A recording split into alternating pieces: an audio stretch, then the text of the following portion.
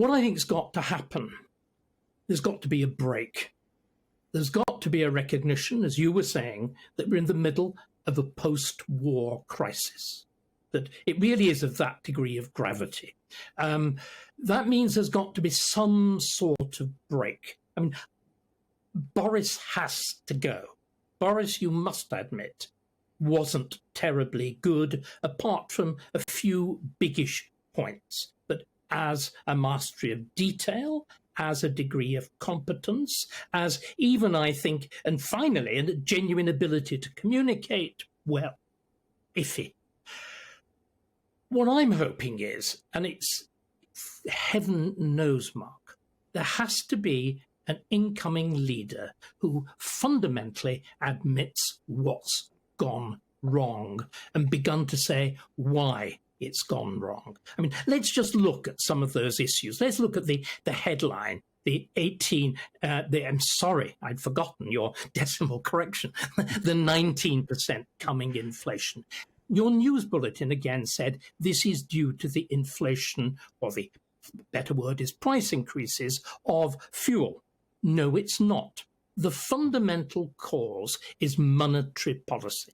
The fundamental cause is we've had a particular kind of monetary policy called quantitative easing ever since Gordon Brown invented it in 2008. And what we've done, we have constantly pumped these vast sums of money into the money supply. Now, most of us haven't noticed because the money went directly not to individuals, but to banks. What did banks do with it? Well, they lent it to quite well-off people like you and me. And what did we do with it? We bought assets. We bought stocks, shares, property, maybe, I wouldn't know, yachts, whatever, all of which have soared in value. And then what happens with lockdown, what happens with COVID, we do exactly the same thing. We use quantitative easing to pay for furlough. And what does furlough do? It puts enormous amounts of money into people's pockets when they've got absolutely nothing they can do with it. And at the same time, we have shut down the whole economy. We've decided we don't want a national health service. We want a national COVID service. So we send half the people in our care homes to die. Extraordinary processes. The other thing we did was to decide that we weren't terribly interested in treating any patient who didn't have COVID. So there's now this vast backlog of illness, of untreated illness, of people dying unnecessary, of the generalized chaos in the NHS. So we've got to recognize, first of all, we caused the inflation. The inflation isn't just brought in by Russia. Our policies, our shortcuts, our convenience are making life easy for the moment. We are reaping the usual rewards of making life easy for the moment. Now, one candidate has shown some signs of recognizing that, and that is Liz Truss. And the thing that's most, for me, most hopeful is her decision to bring in John Redwood. John Redwood is of Thatcher. He is the man who, more than anybody else, I think, around Thatcher, who genuinely understood monetary policy. And he has put his finger, he hasn't dared to say what I've done, that it's fundamentally lockdown that's the final trigger, but he's got near there. So that suggests somebody's going to get a grasp on fundamentals. And then the other huge fundamental, so we've got to sort out monetary policy.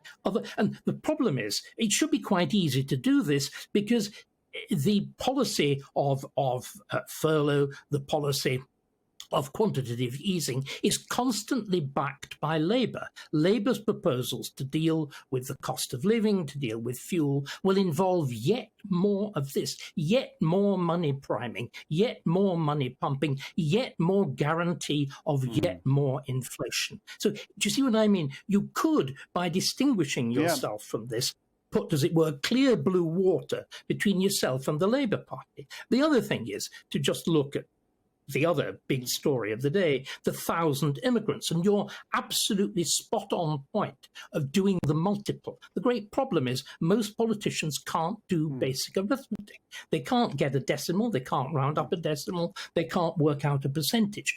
If anybody is to do anything about immigration, it is very, very simple.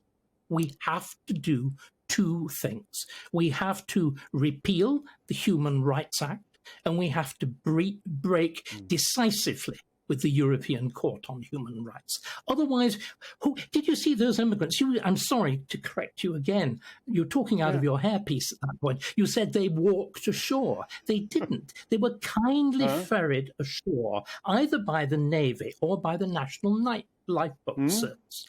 Why? Because these bodies, the Navy and the Lifeboat Association, whatever it calls itself, say they are bound by international law to pick them up. In other words, these people they're not doing what you're saying. They're not crossing this perilous stretch of water. They're sort of getting into mild difficulties, and then hovering boats are picking them up, hoovering them up. How many have actually drowned? Virtually nobody. And so long as we have this priority that their safety and not our frontiers is a central issue, it will continue and the numbers will go up. And it's a very similar point to the horrors of Oldham. Oldham matters a lot to me, Mark. Yeah. It's the place where my parents come from. It's the place that I've known since a child. It was obvious what was happening to it even then. And the horror of that place, the complacency, the willful, deliberate blindness, the refusal to admit truth, again, solidly backed by the Labour Party. But we can't just keep on saying, oh, inflation's the problem of Labour, immigration's the problem of Labour, the whole business of child rape gangs are the problem of Labour. We have had a Conservative government since 2010, and to use a little phrase that perhaps somebody might understand, they've done bugger all about it. And unless they do, we are ruined.